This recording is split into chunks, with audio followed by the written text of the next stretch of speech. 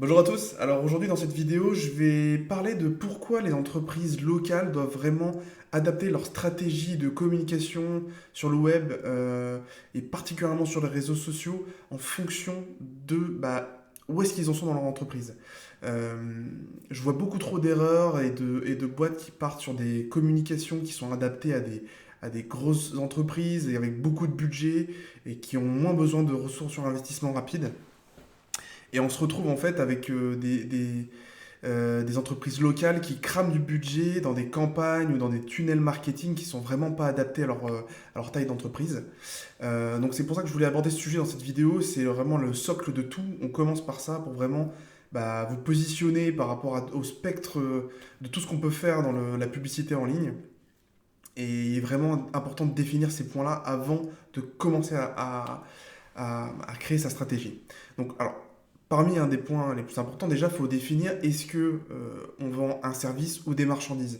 Il est évident que les campagnes qui vont chercher à vendre des services sont complètement différentes de celles qui vont chercher à vendre quand je dis vendre des marchandises, ça va être peut-être un magasin qui cherche à attirer des clients dans son magasin pour vendre des marchandises, pas forcément les livrer chez les clients.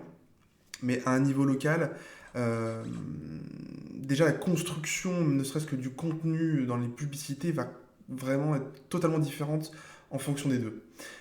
Ensuite, le point à voir, c'est est-ce que vous avez plus de temps ou est-ce que vous avez plus d'argent? Pourquoi je pose cette question? C'est qu'en fait, lorsqu'on a du temps, on peut se permettre euh, de passer plus de coups de téléphone, de répondre aux messages sur les réseaux sociaux. Et donc, on va pouvoir créer une stratégie qui va être adaptée au temps que vous pouvez mettre dans votre entreprise. Mais à contrario, si vous avez beaucoup moins de temps parce que vous avez déjà une équipe à gérer, vous avez déjà beaucoup de clients, et donc vous voulez quand même vous développer, mais vous avez plus d'argent que de temps, là, dans ce cas-là, on va prendre des stratégies qui vont squeezer un peu toutes les étapes d'échange avec le client, on va essayer d'automatiser de plus en plus, mais le problème c'est que ça va créer de la friction. Donc la friction c'est le nombre d'étapes par lesquelles vont devoir passer vos clients avant de vous contacter, et donc ça forcément ça coûte plus d'argent. Donc voilà, il y a un équilibre à trouver entre les deux, et encore une fois les stratégies divergent complètement. Donc c'est important d'établir dès le début où est-ce qu'on en est là-dessus, est-ce qu'on a plus de temps ou est-ce qu'on a plus d'argent. Ensuite, est-ce que vous avez déjà une audience? Parce que c'est vrai que la stratégie qu'on va adopter va être complètement différente en fonction de si vous avez déjà une audience. Quand je dis une audience, ça peut être une clientèle, ou si vous êtes dans le business localement depuis plus de 10 ans, la stratégie qu'on va mettre en place n'a rien à voir avec quelqu'un qui vient de démarrer il y a moins de 6 mois où il y a tout à faire. On va pas pouvoir, on n'utilisera pas les mêmes leviers. Sur quelqu'un qui a déjà une audience, on va pouvoir justement aller cibler cette audience et aller la réactiver pour aller chercher du cash à court terme. Là où quand vous démarrez, il faut tout construire. Donc on va plutôt partir sur des campagnes et des contenus qui vont avoir pour but justement de créer votre audience et de vous faire connaître. Ça peut passer aussi par exemple, est-ce que vous avez une liste email ou pas d'anciens clients?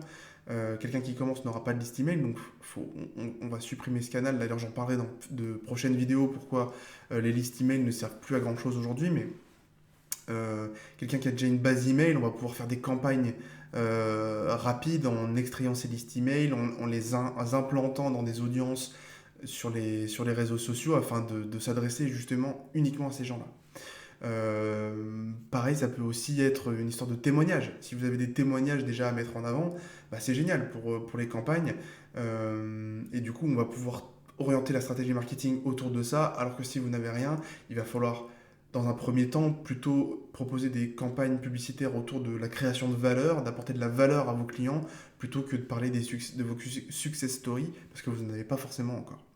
Donc voilà, c'était une rapide vidéo pour préciser que en fait, la stratégie qu'on va mettre en place dépend de tous ces éléments et il faut vraiment les détailler dès le début pour être certain d'aller vers le bon chemin et éviter de dépenser de l'argent et du temps vers une stratégie qui n'est pas adaptée à votre entreprise et qui ne produira pas de résultats.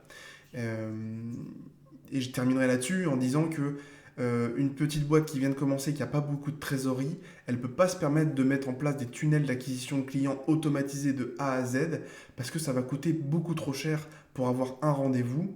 Et le temps entre le moment où on va dépenser de l'argent en pub et le moment où on va le transformer en client, il va peut-être se passer 2 3 mois. Et donc, il faut avancer la trésorerie pendant ces 2 3 mois. 2 3 mois. Donc, c'est un ensemble d'éléments qui fait que quand on démarre, on va plutôt s'orienter vers une stratégie avec le moins de friction possible pour générer des demandes de rendez-vous et du retour sur investissement ultra rapide. Voilà, j'espère que cette vidéo vous a plu. On se retrouve bientôt pour une prochaine vidéo.